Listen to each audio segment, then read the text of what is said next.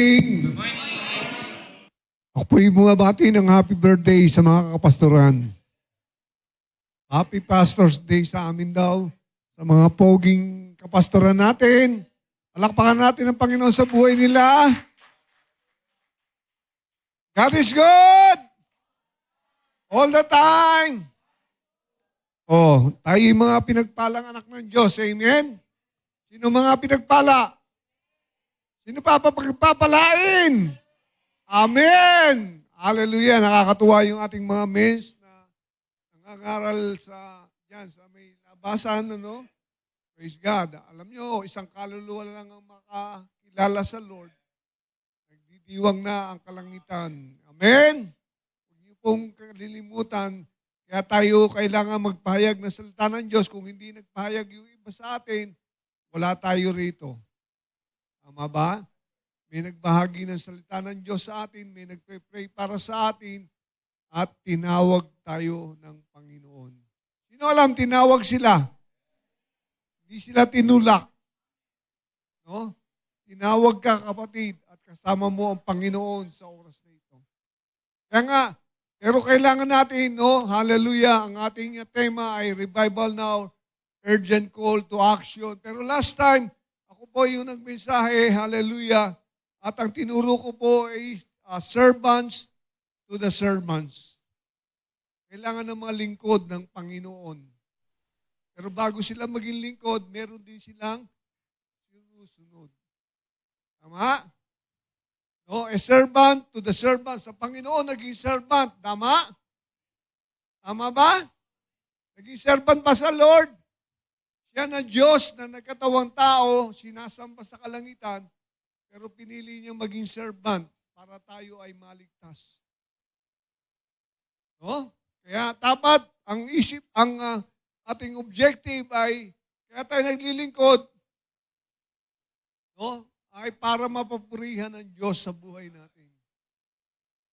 Okay? Hindi tayo naglilingkod para maging tanyag, kilala, maging dakila. Although kayang gawin ng Diyos sa buhay natin yan. No, nakakatuwa yung mga ginamit ng Lord. No, mula nang naipalaganap ang mabuting balita sa iba't ibang lugar. Humihipo siya ng mga lalaki at babae na maglilingkod at tinatawag niya. Kaya mas pagpasalamat ka, tinawag ka ng Panginoon na sa huling araw na tayo. Pero dapat talagang tayo nakahanda na maglingkod. Amen po ba? Okay? Hallelujah. No? Ako'y bumabati ito sa online. Matagal na ako hindi nakakabati sa inyo. Baka sabihin niyo, ba't si Pastor hindi na mabati sa online? Hello mga kapatid, mas lalo na po kay Pastor Benji sa Bicol. Nandoon po siya ngayon kasama si Brother Emil at si Sister Mean. Okay?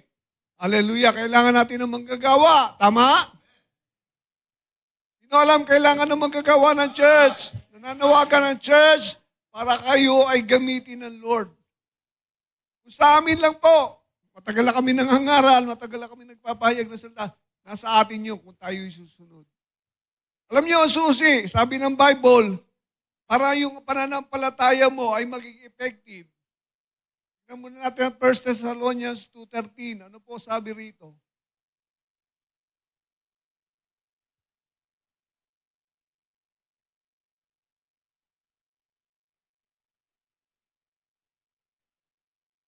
Yan. At dahil naman dito kami ay nagpapasalamat ng walang patid sa Diyos na naging inyong nang iyong tanggapin ang aming salita na ipinangangaral sa makatuwid bagay ang salita ng Diyos. Ang pinangangaral po natin dito ay ang salita ng Diyos. Okay? Maliwanag? Ay inyong tinanggap na hindi gaya ng salita ng mga tao. Yung pagtanggap nila ng salita ng Diyos, no, ay hindi lang basta salita ng tao. O hindi nila pinalagay na salita ng tao, kundi salita ng Diyos. Tama? Okay. Kundi ayon sa katotohanan na salita ng Diyos na gumagawa naman sa inyong nagsisisampalataya. Praise God! Gumagawa ba si Lord sa buhay ng bawat isa? Palakpakan natin nga si Lord na malakas. Malakas, malakas! Woo! Nakakatuwa yung mga kantahan natin sa pasimula pa lang. Grabe, no? At bumubuhos yung presence ng Lord. Sino nararamdaman yung presence ng Lord dito? Kaya humanda kayo dahil sa last days, matindi ang pagkilos ng Diyos. At ngayon, pwede nyo maranasan yan dahil sabi ng Bible, kung may dalawa, tatlo na nagkakatipon sa kanyang pangalan ay naroon siya sa ating kalagitnaan. Narito si Lord kasama natin. Sino alam kasama natin si Lord dito? Sino naranasan ang presence ng Lord? Grabe. Kasi kailangan open ka. Pagsamba, wala nang forma-forma na papaganda ka pa. No? Hallelujah. Pagka gumikilos ang Lord, no, minsan di mo mapigil na hindi ka maiyak. Tama? Sino iniipon ni Lord? Inaaliw ni Lord. Tahimik ka. No? Sabi rito, ano napatunayan dyan? Yung pananampalataya nila ay gumagawa. Bakit nakita ni Apostol Pablo, yung mga taga-Salonica, bakit pinupuri niya? Sapagkat ang pinangangaral nila ay hindi nila tinanggap na salita ng tao, kundi salita ng Diyos na siyang gumagawa sa buhay natin. Kaya magiging epektibo yung pananampalataya mo kapag sinusunod mo ang salita ng Diyos. Diba? Kaya nga sabi nga ng word ni Teacher Kat, no? Yung mandate sa atin, kailangan nating mag-yield, sumuko, pasakop, at mag-submit, and mag-surrender. Meron kasi tayong mga nakagawian, nakasanayan, kung hindi pa tayo nakakilala, no? Kailangan ma-submit natin kay Lord na hindi niya kalooban. Okay? Maliwanag? Sino nakakaintindi? Sino gusto magkaroon ng bagong buhay? Ang sino mang nakipag-isa kay Kristo ay isa ng bagong. Alam niyo, susunod yan. Tapos sa next verse 14, no? Bakit nakita niya? Sapagkat kayo, mga kapatid, ay nagsitulad sa mga iglesia ng Diyos na nasa Judea kay Kristo Jesus. No, ibig sabihin, naglingkod din sila, gaya ng taga-church sa Judea. Itong taga-Thessalonica, no, nakita nila yung ginagawa ng Panginoon. So, yung pananalita na kanilang tinatanggap ay ginagawa rin nila. No, sabi ron, sapagkat nagsisipata naman kayo sa inyong sariling mga kababayan, gaya naman nila sa mga Hudyo. No? Ibig sabihin, yung mga taga-Judea, no, nakatanggap ng persecutions. Nag-uusig sila. Nakita ng mga taga-Thessalonica yun, hindi sila, kaya nga, gumaya sila sa church, bagamat pinag-uusig sila, hindi naging daan para sila ay hindi magpatuloy sa Panginoon. Maliwanag ba? Kaya yung mga pagsunod sa Panginoon, talagang meron tayong dadanasin. Kaya kung may pagsubok ka man, ngayon, maaaring sa pamilya, minsan nakakaranas ng persecution sa asawa, anak, kapatid, mga magulang. No? Hinahadlangan ka. Aten-aten ka pa dyan. Amen? Yung isang preacher ron, naalala ko, sabi ng asawa niya, sa Amerika, dahil mag-church siya, no? Nung araw ng linggo, tinutukan siya ng barel. Pag umalis ka, babarilin kita. Sabi sa kanya gano'n. Tinatakot po siya. Sabi niya, pag ako binaril mo, no, sa langit ako mapupunta. Ikaw, mapupunta ka sa kulungan. Hindi napigilan yung babaeng asawa para hindi sumunod sa Panginoon. Amen? Sino dito pinipigilan sa pag-attend sa church? Meron ba? Meron ba? O wala ba? Praise God, kung walang pumipigil. Amen? Pero minsan tayo napipigilan ng labahin eh. Amen? May gawain bahay. O yung umuulan lang, napipigilan tayo. Tama? Etong mga taga-Thessalonica, noon nakita nila yung nangyayari sa mga taga-kapatid na Judea, ginaya nila, hindi sila nagpapigil. Can you say amen? Sino rito nagpupuyat pagka Sabado ng gabi? Kaya pag-gising sa umaga, wala na, tanghali na. Woo! Dapat ang pagsamba, yung pagsamba, hinahanda natin sarili natin kay Lord. Tama ba? Tama? No? Kung maganda postura mo, praise God. Huwag lang pa sexy. Baka minsan kasi siksik na tayo. Amen po ba? Hello! Sino po mga first timer? Meron ba tayo first timer?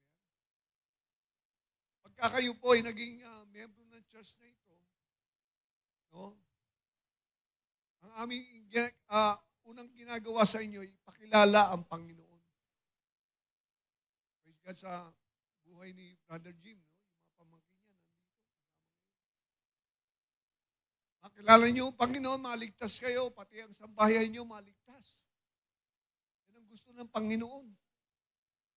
No? Pero siyempre may mga pagsubok, magiging, pagka nagpatuloy ka sa Panginoon, pagtatawanan ka na ng ibang kilala mo. Amen? At sasabihin siya, nagtitinda ka na rin pala ng luya. Di ba kayo? Buti, ganun lang. Yung sa ibang bansa, alam nyo, talagang pinahihirapan. Tinatakwil ng kanilang sambahayan. Mas lalo na po, kung ikaw ay Muslim. Yung iba talagang tinatakwil ang sambahayan nila. Napakasakit, di ba? Naging Kristiyano ka, tatakwil ka na ng mga magulang mo, kapatid mo. Pero itong taga-Thessalonica, naglingkod sila ng gaya ng sa Judea. Naintindihan niyo po ba yun? Kailangan ng mga lingkod ng Panginoon. Tatayo tayo ng Lord sa huling araw na ito. Tatawag siya ng mga lalaki at babae para gamitin niya ng magpahayag ng salita ng Diyos. Can you say amen? Kaya nga po, kailangan lang natin, no, yung narinig natin ay tanggapin natin bilang salita ng Diyos. Hindi naman namin salita ito. Salita ng Panginoon na pinasulat sa mga apostol. Kaya nga, yan din po, sila naging imitators. Diba? Imitators of God. Tayo po muna yung manalangin. Thank you, Lord.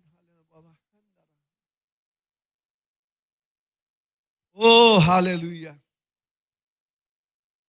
Salamat. Salamat, Panginoon. Lord, salamat kasama ka namin. Narito ka sa aming kalagitnaan at gumagawa sa puso't buhay ng bawat isa. Nagpapasalamat kami sa panibagong araw at buhay na pinagkakaloob sa amin. Nais ka naming papurihan, nais ka naming pasalamatan, nais ka naming dakilain, Panginoon, sa buhay na ito. Sa oras na ito, Panginoon, mangusap ka. Kaya mo, Lord, kung ano man ang mga pagkukulang, mga kasalanan, Lord, ay handa ka naman magpatawad sa bawat isa sa amin. Lumalapit kami sa iyo, pinapahayag namin. Lord, kung meron man kaming nagawang kasalanan, kalikuan, karumihan, Panginoon, at hindi ayos sa iyong kalooban, ay patawarin mo po ang bawat isa. Nagpapakumbaba kami sapagkat nais po namin, O Diyos, na maranasan, O Lord, ang matindi mong presensya at kapangyarihan na gumagawa sa buhay ng bawat isa. Lord, ikaw ang aming pinupuri, dinadakila, sinasambang tunay, Panginoon. Ayaw mo, ang salita mo ay maging buhay. Pag gaya ng sinabi mo, ang iyong salita ay buhay, na gaya ng tabak na magkabila ang talim. Ito'y tumatagos sa aming puso at isipan, Panginoon. Lord, ikaw ang gumawa sa oras na ito. Mangusap ka, magpahayag ka, Panginoon, sa bawat puso at bawat anak mo, Panginoon. Patuloy ka magpalaya. Kami nasa tinikala at gapos ng sakit, karamdaman, Lord, ng kahirapan, Lord, ng lahat ng mga sumpa na ginawa ng Diablo, Panginoon, sa buhay na ito. Ngunit ikaw ay naparito, Panginoon, upang magbigay ng buhay sa ganap na buhay at kaaya-aya at kalugod-lugod, Panginoon. Lord, continue to fill this place with your glory, O God. Let your presence, O God, be manifested through the lives of your people, O God. Ikaw ang mangusap, ikaw ang manguna, ikaw ang magpalaya, ikaw ang magpagaling, at ikaw ang magdigtas sa bawat isa. Salamat, Panginoon. Ngayon pa lamang, Panginoon, pinapupurihan ka namin, pinasasalamatan, dinadakila at sinasambang tunay, Panginoon, sapagat wala kang katulad. Hindi ka nagbabago kahapon, ngayon at magpakailaman. Purihin ka, dakilain ka, sambahin. Sa pangalan ni Jesus, ito po ang aming pasimula at dalangin sa iyo. In Jesus' name, amen and amen. Palapakan natin si Lord. Hallelujah! Woo! Praise God. Ang sabi naman dyan sa 1 Thessalonians chapter 5, ito dahil Pastor's Day, parangalan natin ang mga pastor. 5 verse 12 to 13. Datapot, pinamamanik namin sa inyo, mga kapatid. Ayan, pinamamanik. Sinabi pinamamanik, nakikiusap si Pablo. Na inyong kilalanin ang nagpapagal sa inyo. Sabihin, bigyan nyo ng halaga. Yung mga katulad ng ating mga kapastoran, ng mga naglilingkod sa church, sapagkat hindi ordinaryo ang kanilang gawain. Tama ba? Amen? At nangamumuno sa inyo sa Panginoon na nagpapaalala sa inyo. Kaya kami, patuloy kaming nagpapaalala ng mga salita ng Panginoon. Kaya napakahalaga, tayo po ay makarinig ng salita ng Diyos. At verse 13,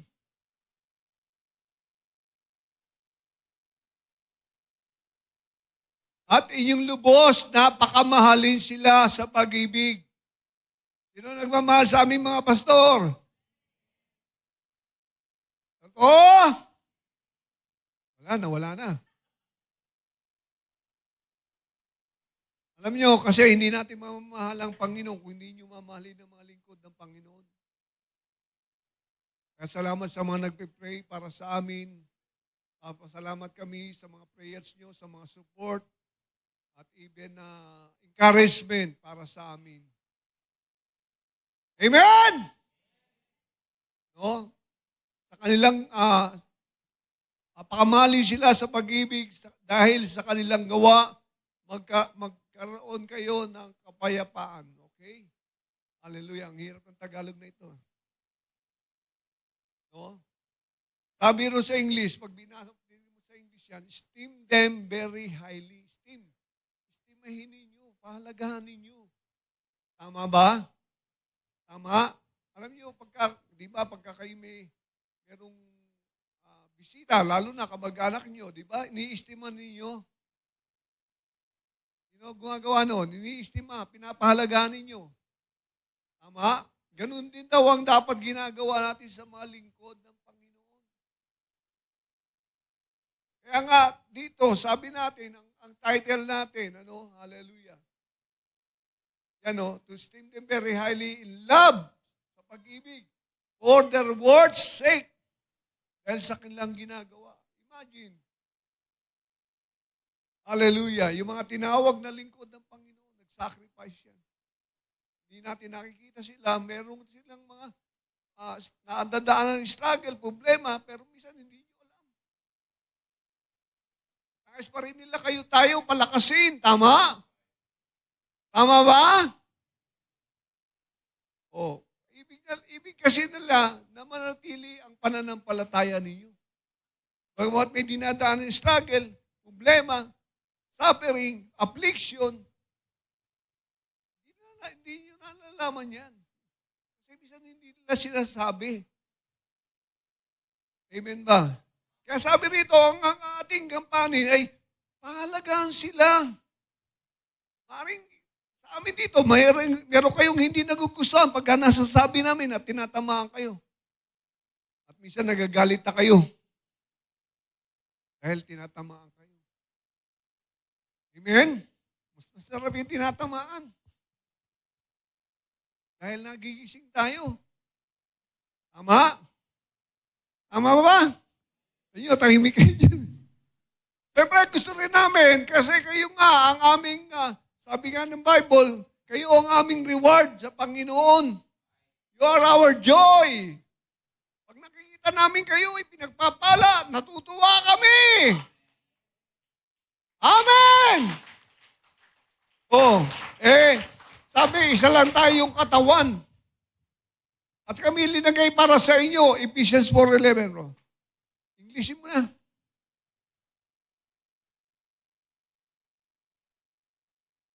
Sabi ron, and He gave some. Nagbigay siya. Sino nagbigay? Ang Panginoon, naglagay sa church. Some apostles, mga apostol. Sabi ng iba, wala na raw apostol dahil pinili yung 12, di ba? Hindi, nagtuloy po yun. Succession. May succession sa Diyos. Tinawag yung apostol, iba-ibang ministry yan. At yung iba-ibang mga propeta. Nakita niyo yung mga propeta natin dito. Nasaan na si Aguila? Wala. Nandun ba? Some hindi ko na, medyo malabo kasi pasensya na po. Some evangelist. O yan, gaya nila Pastor Pin, mga evangelista. Gusto niya na i-preach ang salita ng Diyos with signs, wonders, and miracles. Kaya nga, at sa iba yung mga pastor, like Pastor Benji, Pastor Abel. Amen? At teachers. Nandiyan sila, Teacher Cap, Teacher Carlin, at sa marami pang iba. Bakit? Bakit sila binigay? Verse 12 to 13, bro. For the perfecting of the saints. Para maging ganap ang mga banal. Sino ang mga banal? Tayo, yung mga na-born again, lilinis ng dugo ng Panginoon. Ginawa kang banal sa harapan ng Diyos. No? For the perfecting of the saints. Yung inaayos tayo ng Lord. Kaya kung ikaw pupunta ka sa church, wala namang perfectong church. Pag nilipat ka sa ibang church, ganun din. Kung may struggle dito, minsan meron din doong mas kaguluhan. Kasi yung iba, ayaw magpaayos ng kanilang buhay. Mas gusto pa yung paninira. Sa Bible, alam niyo po, tinuturuan tayo, alisin natin yung mga ganyang bagay. Hindi nakakalugod sa Panginoon. Paninira, pagkaingit. Yan, baka tayo'y matitiso rin. Nakatingin ka sa kapatid. Okay? Sabi nung isang kwentong narinig ko. No? Kung umatay ng church, naging observer siya. Tingnan niya yung mga ginagawa ng mga membro. May mga nagkikwentuhan, may nagsiselfone. Kasalamat, tayo'y nakikinig ng salita ng Diyos. Amen? Then natapos yung service, sabi niya, kinausap yung pastor, Pastor, hindi na po ako atin. Bakit? Sabi ng pastor. Tignan niyo po yung pinagkagawa ng mga tao rito. Sabi niya ganun. Sabi niya, ganito lang yan, simple, sabi ng pastor. Binigyan siya ng baso, pinuno ng tubig. Pinuno. Sabi niya, lumakad ka dyan, mula sa likod hanggang sa harapan. Tignan mo kung hindi, tatapon yung tubig. So, sinubukan niya, ginawa niya. Siyempre, hindi niya mapigilan. Yung tubig ay natatapon. Ano sabi na ngayon sa kanya na, Pastor, ano nangyari? Tapon po. That means, meron talaga tayong i-adjust sa buhay na ito. Kayo, dinala kayo ng Panginoon dito at first time nyo, o baguhan lang kayo, natitiisod ba kayo? Natitiisod ba kayo? Wala sumasagot Sino natitiisod? Natitiisod rin. No, kahapon, nag-share nga si Brother Emily. Ang senior niya, yung sa may yung sa John chapter 5 verse 3 and 5, tingnan natin. Ito, talagang eye-opener sa marami. Okay? Tingnan natin. Balikan lang natin mamaya yan. Matthew 7, verse 3 and 5. To 5.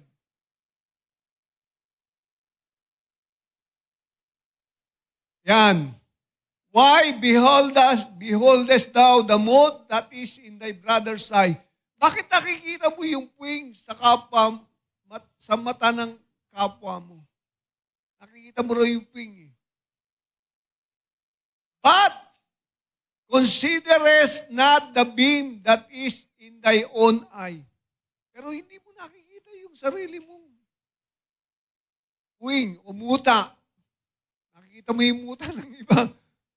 Yung puwing ng iba, pero yung sarili mo, hindi mo na nakikita, sabi ng Lord. Next verse 4.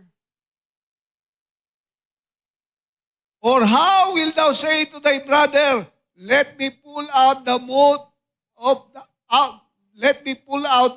out of thy eye, and behold, a beam is in thy eye, thy own eye. Bakit sabi niya? Bakit sasabihin mo na, halika, tanggalin natin yung puwing sa mata mo.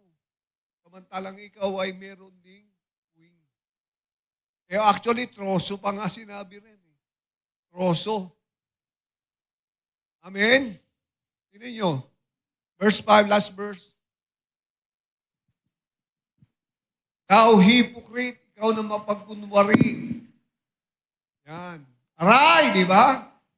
First cast out the beam that out of thy own eye, and thou shalt see clearly to cast out the mote of thy brother's eye. Kita niyo na po? Sabi ng Panginoon diyan, ikaw na mapagkunwari. Sa buhay natin, minsan nangyayari yan, di ba? Kaya nga sabi ron, no? Alisin mo muna yung puwing sa mata mo. Kasi pag sa tao ka nakatingin, wala namang perfectong tao. Meron ba? Kaya nga, sinabi, binigay yung 5 ministry, yung 5-fold minister, the apostle, the prophet, evangelist, pastors, and teachers, para tayo ay maging ganap. Kaya pagka minsan naririnig nyo, nagtutuwid, inaayos tayo ng Panginoon. Sino may ayusin dito? At sino gusto magpaayos?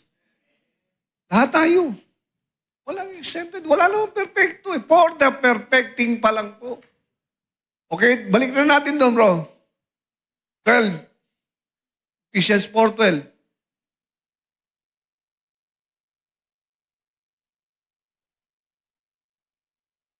For the word of ministry. Yan, para makapaglingkod ka rin. Sino gusto maglingkod kay Lord? Yan, ayusin tayo ni Lord. Kaya dito, meron tayong training. Amen. Amen. No? At for the edifying of the body of Christ, para mapatibay. So, mapatibay ang pananampalataya ng katawan ni Kristo. Mapatibay ang katawan ni Kristo. Gusto ng Lord, maging matibay ang pananampalataya mo. Naniniwala ka ba na kayang gawin ng Lord sa buhay natin yan? Kaya nakakatuwa yung mga ginamit ng Lord sa revival. Kagaya ni Charles Finney po. No, si Charles Finney ay Nakakilala, lawyer po siya. Nakakilala sa Panginoon at ginamit siya ng Lord. No? Alam niyo po, pagka si Charles Finney mag-crusade, merong isang Father Nas na tinatawag. Si Father Nas, intercessor niya. Si Father Nas, uupa ng lugar yon, no?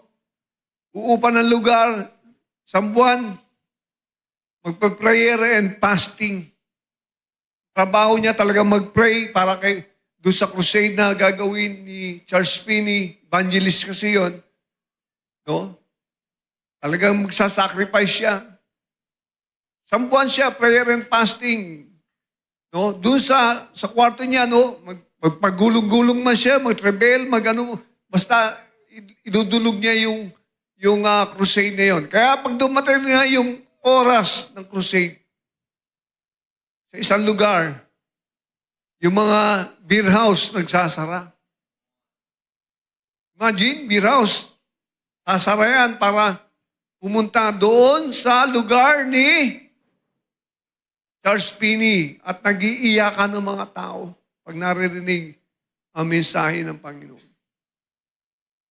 Kailangan natin ng mga Father's Nas na gaya ni Charles Finney. At saka si Charles Finney, pagka nagpe-pray yun sa madaling araw, sa lugar niya, medyo parang kahuyan, nag-intercede yun, papaikot-ikot pa yun. Nag-groan sa spirit. Amen. Hello. Nag-groan sa spirit yun. Namamanig. Nag-i-intercede para sa mga kaligtasan ng tao. Kaya nakaka-bless yung mga ganung man of God. Nakita niyo po, kilala niyo po si Reinhard Bonnke, ginamit sa Africa. Milyon-milyon ang dumadalo pag nagkukrusade po siya. Amen?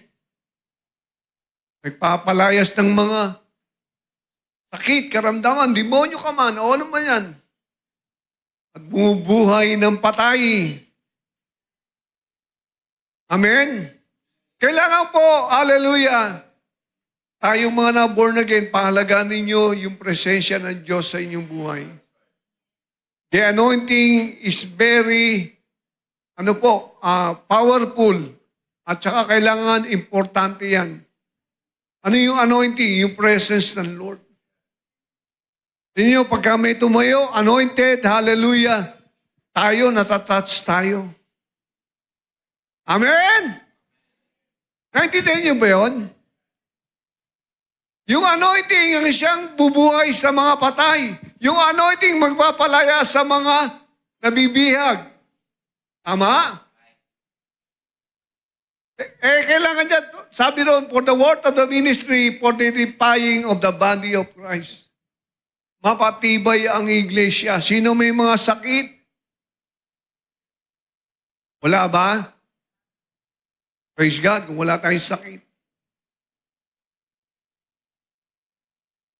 Napakarami ng pinagalingan ng Panginoon sa church natin.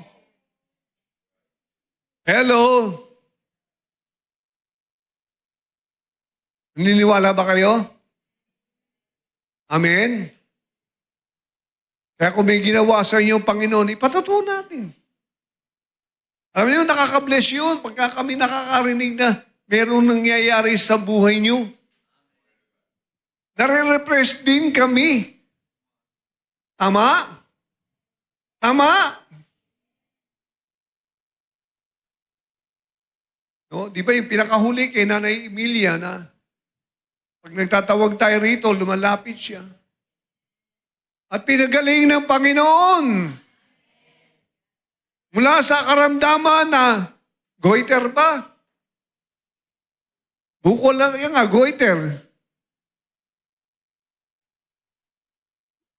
Naka-schedule na operahan, sabi ng doktor. Pero, praise God!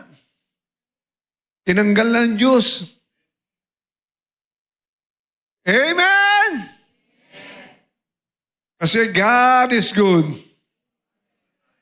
All the time. God is good. Tandaan nyo, mabuti ang Diyos. Kaya kanyang pagalingin pagka nananalig ka, nagtitiwala ka.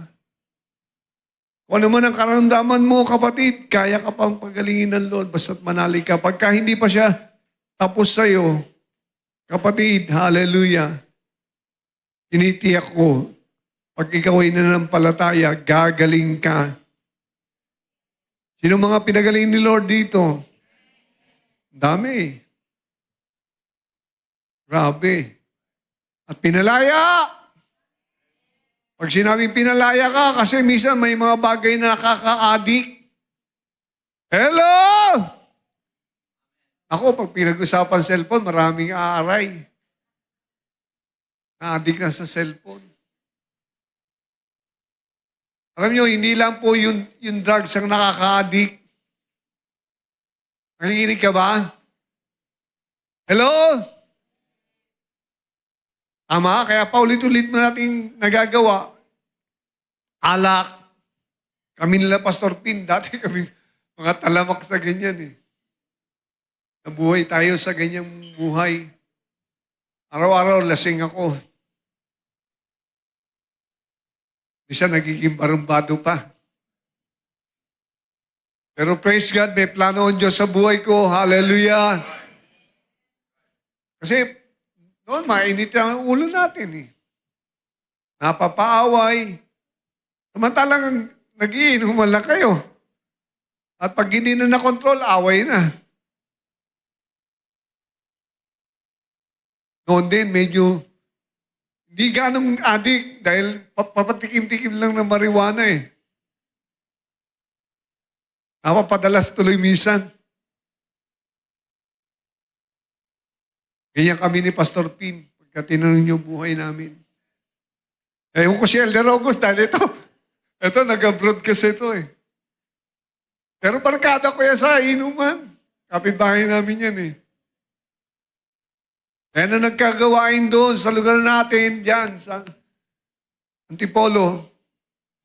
Yan ang mga una ko na kumbida si Elder August.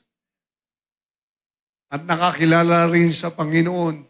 At ngayon, kahit ano man dinadaanan niya, nasa Panginoon. Yun ang pinakamahalaga. Nagpapatuloy sa Panginoon. Amen po ba? Kaya pahalagaan natin sila. Pasalamatan natin ang buhay nila. Dahil kung hindi sa kanila, nananalangin, nagsishare, baka wala tayo rito. Sa kapatid mo, sa katabi mo. Baka hindi mo alam, lagi kanyang pinagpipray, pinagpapasalamat sa Panginoon. Dahil pag wala ka sa Panginoon, mapapahamak, sabi ng Bible eh. Alam nyo lang, ang patutunguhan ng taong wala sa Panginoon, grabe. Masama, hindi ka na maalis eh. Hindi naman, gaya ng kulungan dito, pag nasistensya ka ng 5 taon, 10 taon, doon wala na. Pag nahatulang ka, wala ka sa Panginoon. Kaya nakakatakot talaga. Kaya yung mga tao nakakawa eh. Pagka binabaliwala yung pinapayag na salita ng Diyos, di ba nakakawa? Wala naman tayong kapatawaran, kundi sa Panginoon lamang. Siya yung nagbayad ng ating mga kasalanan. Kaya nga sabi niya, akong daan, katotohanan at ang buhay. Sino mang hindi makakaparoon sa Ama, sa langit, hindi ka makakaparoon kundi sa Panginoong Jesucristo. Tama? Naintindihan mo, hindi reliyon. Yakapin mo lahat ng reliyon. Pag wala si Kristo sa buhay mo, walang kwenta yan. Kahit anong galing mo. Amen? Amen? Sapagkat ang Panginoon ang magbibigay ng buhay na walang hanggan. Kaya nga, regalo eh. Pag ayaw mo tanggapin yung regalo, ikaw ang may kasalanan. Ang Panginoon, ginawa na niya ang parte niya. Diba? Nagsakripisyo siya, binigay ang buhay niya para tayo tubusin sa kasalanan. at siya'y namatay at muling nabuhay. Bakit nabuhay? Para yung mga sumasampalataya sa Kanya, bubuhayin. Kaya pagbalik ng Panginoon, mabubuhay tayo sa buhay na walang hanggan. Naintindihan nyo? Ganyan kahalaga yung kaligtasan, yung kaluluwa mo. Ay maligtas. Hindi pag namatay ka rito, balik ka sa lupa. Katawan lang yun. Katawan. May kaluluwa ka, may espiritu ka. Nabubuhay magpakailanman. Nandiyan ba kayo? Sino nakikita yun? Sino alam yun na? Nung maligtas ka, sabi ko, born again ako. Sabi ko, totoo ito Inisip ko, alam nyo, ang pumasok sa isip ko, yung sambahayan namin, yung pamilya namin. Naisip ko, kailangan ng kaligtasan ng magulang ko. Bahay pa kasi tatay ko noon Amen? Yung mga kapatid ko, kailangan makarinig, makakilala. At hindi naman tayo binigo ng Panginoon. Ganun ba nasa isip mo, kapatid? Ikaw ba'y born again? Sino born again dito? Nag-amen kayo, Totoo yan. Pag sinabi born again, may maranasan ka, yung kapangyarihan ng Diyos ay isa sa iyo. Magpapalaya, magpapagaling, magliligtas. Tama? Pero maaari ka rin matanikala pag hindi ka lumakad sa kalooban ng Diyos. Kaya nga carnal Christian ang tawag tinawag tayo para maging spiritual. Sino mang nakipag-isa kay Kristo ay one spirit. Kaisa mo na si Kristo. Kaya kung ayaw mo mamuhay sa Panginoon, ikaw ang nagsasuffer. Pero kung mamumuhay ka ayon sa kalooban ng Diyos, sasagana ka sa lahat ng bagay. Sapagkat pagpapalain tayo ng Panginoon. Amen? Amen? Lahat tayo rito matatapos ang buhay pag wala pa ang Panginoon. Malapit na siyang bumalik dahil yung mga nangyayari ngayon sa mundo, lalo na yung Israel, ang bayan ng Diyos, kalabanan niya yung mga bansang Arabo, yan na po nakasulat. Pero mapipigilan pa yan dahil maghahari ang Antichrist. Pagka nagkaroon ng kasunduan dyan at yung Antichrist ang maglilid para maayos yan, yan na po ang pasimula ng mga susunod na kaguluhan. Kasi ibabalik po yung templo sa Israel. Ibabalik yung templo. Yung templo dati ni Solomon, na kinilalagyan noon, may nakatayong moske ng Muslim. Dome of the Rock ang tawag doon. Nakatayo doon sa sentro. Doon itatayo ang templo. Pagka yun na ipinakialaman ng Israel, digmaan sa buong mundo. Kaso, yun nang kasulat doon, ilatayo yung templo ulit. Kaya para maayos yun, yung Antichrist, ang siyang gagawa nun. Kaya sasambahin siya ng mga tao ngayon, kikilalanin yan. Palapit na tayo ron. Kapatid, nasa atin yan. Nasa atin. Kung tayo born again, hallelujah, pahalagaan mo ang relasyon mo sa Diyos. Amen ba? At si Lord mayroong sagot sa atin. Kaya nga si Pablo, sabi niya, hindi ako nagkakamali sa 1 Timothy 1:12. Tingnan niyo po, sabi niya rito,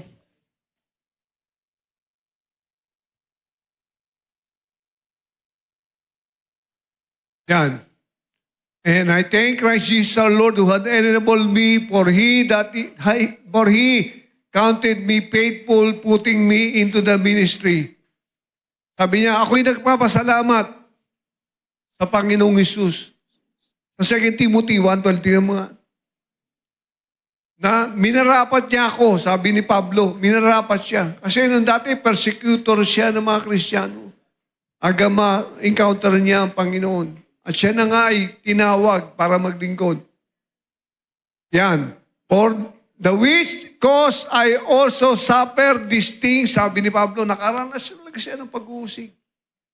Pangungutya, pagalimura. No? At nakulong pa siya. I suffer these things. Nevertheless, I am not ashamed. No? Sabi, hindi ako nahihiya. Kung ano man ang pinagdaanan niya. For I know whom I believe. Nakikilala ko ang aking pinapaniwalaan. Kayo ba, kilala niyo pinapaniwalaan niyo? And I am persuaded that He is able to keep which I have committed unto Him against that day, sa araw na yun. At ako'y naniniwala na anuman ang pinagkatiwala ko sa Kanya. Parang sa bangko, di ba? Titiwala tayo, yung pera natin, di mawala, tapos nawawala. Pero siya, sabi ni Pablo, I have committed to Him. Ano man ang pinagkatiwala ko sa Panginoon ay maiingatan niya. Maiingatan ba? Kung ikaw ay nananampalataya, maiingatan natin yan sa Panginoon. At maiingatan ka ng Lord dahil reserved ka para sa Panginoon. Amen! I have committed unto Him against that day, sa araw na yun, may araw at tinalaga ang Panginoon para siya ay maghukom. Kaya kapatid, pagharap mo sa Panginoon, ano ba ang reward mo, kapatid? Naglingkod ka ba? Nahiya ka ba? Naipakilala ang Panginoon? Amen? Walang dapat ikahiya. Pag alam mo si Lord, ang siyang gagawa sa buhay mo. Tama? Kapatid, alam mo, napakaswerte natin eh. Sabi gano'n, di ba? Nung nanampalataya ka, itinaas kang kasama ni Kristo, pinaupo ka sa kanan ng Diyos, sa tabi ng Diyos. Ephesians 2:6. Last verse na po tayo muna.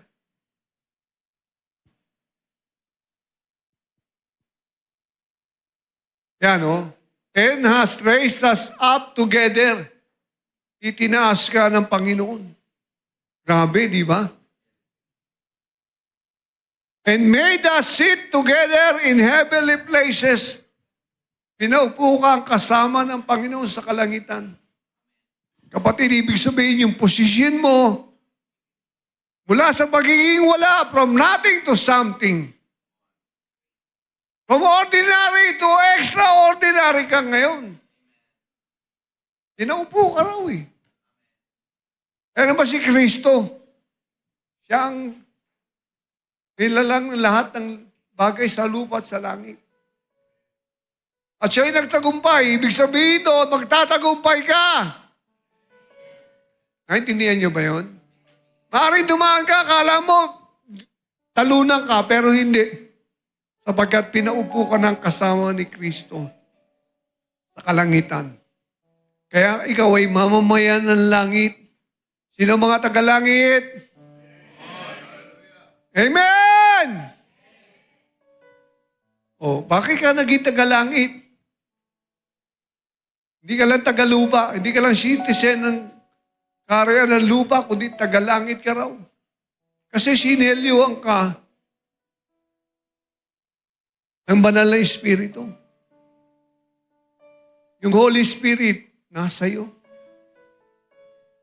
Kaya lang marami sa atin, sad to say, ayaw natin pahalagan yung pananampalataya, pamumuhay spiritual na siyang gagawa sa buhay natin.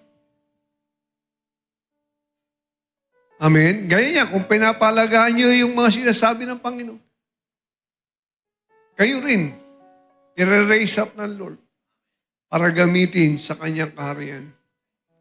Kasi hari siya eh. May kaharian ng Diyos. Tama? At tayo'y naging anak ng Diyos dahil sa ating pananalig. Kaya nga tama yung kanta kanina eh. Yung kadiliman, di ba? Hindi mananatili yan. Sabi nga sa John 1:5, and the light shines in the darkness, and the darkness comprehended it not. Hindi na talakbungan ng kadiliman ang liwanag.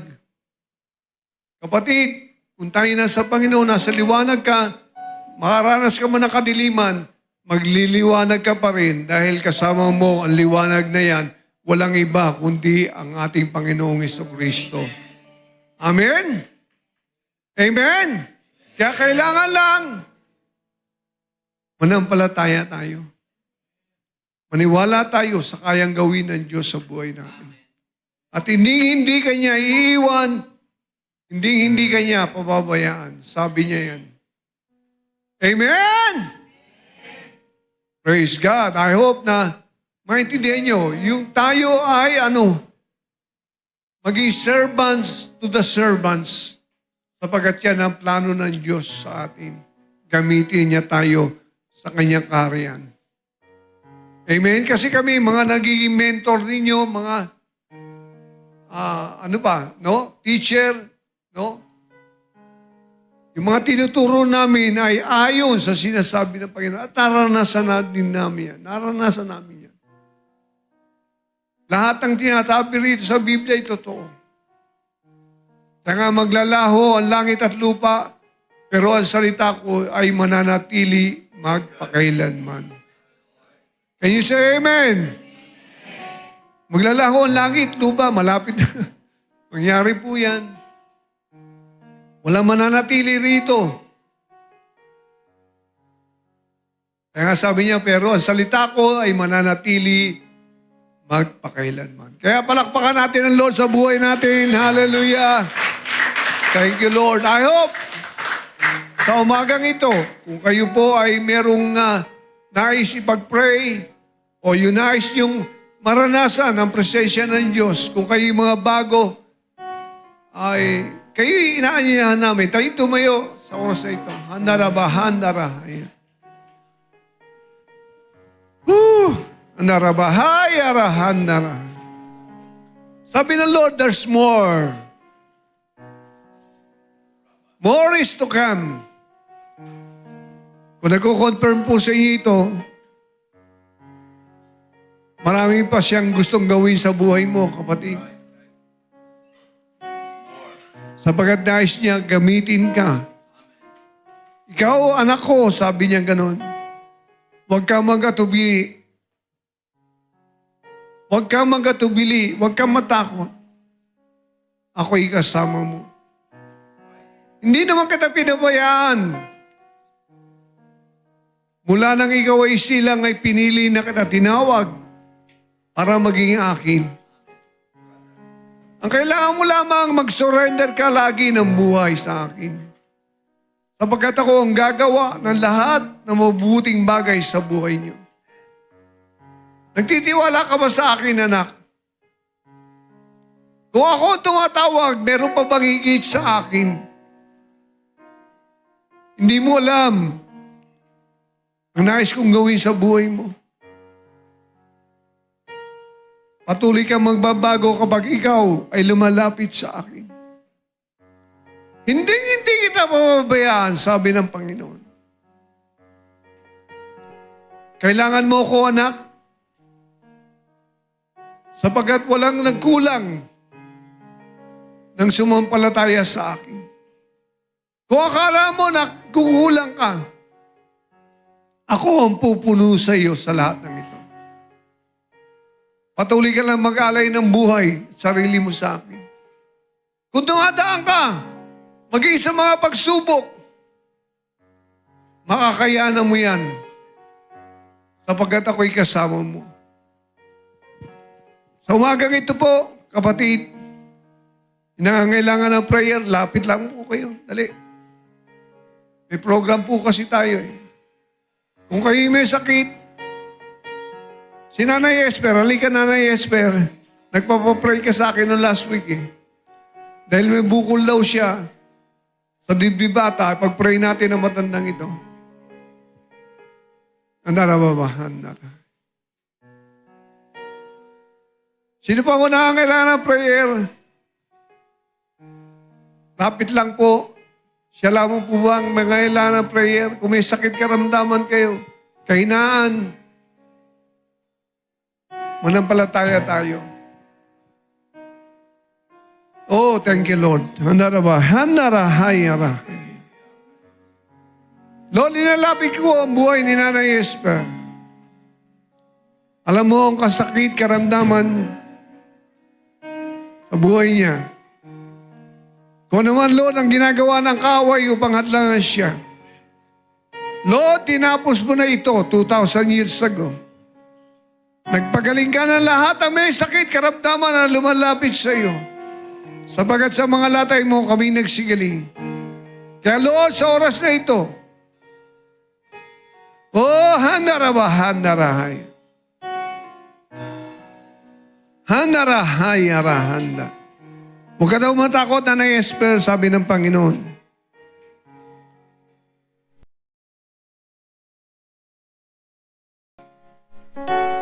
Alam mo,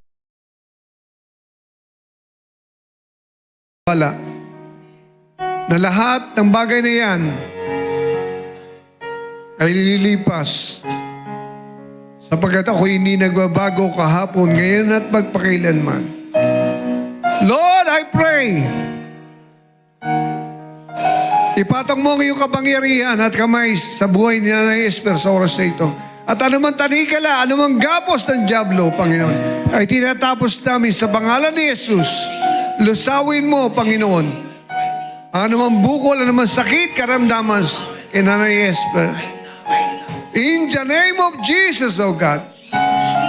Lord, I declare complete healing to flow upon her in the name of Jesus. Touch and feel her, Lord. Handarabaya. Nanay Esper, bukas ang langit. At sabi ng Lord, mahal na mahal ka niya. Gagawa ako sa iyong buhay. Nak, magiging buhay ang patotoo mo. Lord, I release blessing in Jesus' name. Fill her out by the power of your Holy Spirit, and let her be sanctified in the name of Jesus. Amen. By the blood of Jesus, cover her, Lord. Cover her with your precious blood. In Jesus' name. Let your healing, let your touch, let your deliverance be upon her right now, Lord. Kaya mo ang kasiglahan, kalakasan, kapangyarihan ng Santong Espiritu ang siyang gumawa sa buhay ni Nanay Esper. Thank you, Lord. We release blessing upon her. Shield her, Lord, by your Spirit, O God. In Jesus' name. Tayo na po, Nanay Esper. Andara.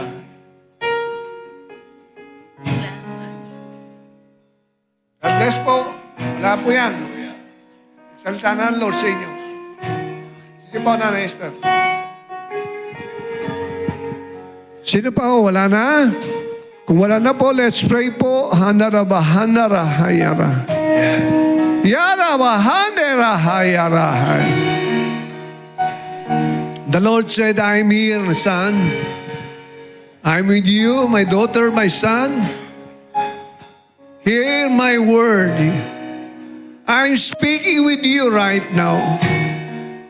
I'm talking to you. As a man, speak to his friend. You are my people. I have called you by my name. You are mine, says the Lord. You are mine. Don't be afraid. Nothing to be afraid of. Lahat ng bagay mangyayari, pero hindi ko kayo pababayaan. Ako'y kasama ninyo magpakailanman. Hayara. Thank you, Lord, sa buhay ng mga anak mo narito. I just pray, Lord, samahan mo sila, pangunahan mo sila. Patuloy mo ipakita ang kapangyarihan mo sa buhay nila. Lord, I pray, from the top of their head to the soles of their foot, let your Spirit work upon them. Let your power be upon them. Let the manifestation of your power and glory be upon your people sa araw na ito. At ma-restore po sila sa kanilang patuloy, O God, na pananampalataya sa iyo. Gumawa ka ng dakilang bagay. Magpalaya ka, magpagaling ka, magligtas ka, maging sa kanilang sambahayan, Panginoon. Marami po salamat, Lord, sa buhay ng mga anak mo ito. Alam ko, magpapatuloy po sila. Gaya nga niya, sinabi ng iyong salita, na anuman ang mabuting bagay na pinasimulan mo sa kanilang buhay, ay lulumusin mo ang lahat ng ito hanggang sa karawan ng Panginoong Hesus. Marami po salamat. We claim your victory. We declare your praises. We declare your power. We declare your wisdom upon your people, Lord, sa araw na ito. Salamat sa iyo ang aming papuri, sa iyo ang aming pagsamba, sa iyo ang aming pagdakila, sa pangalan ng Panginoong Hesus. And everybody say, Amen and Amen. Palakpakan natin ang Lord. Good morning po.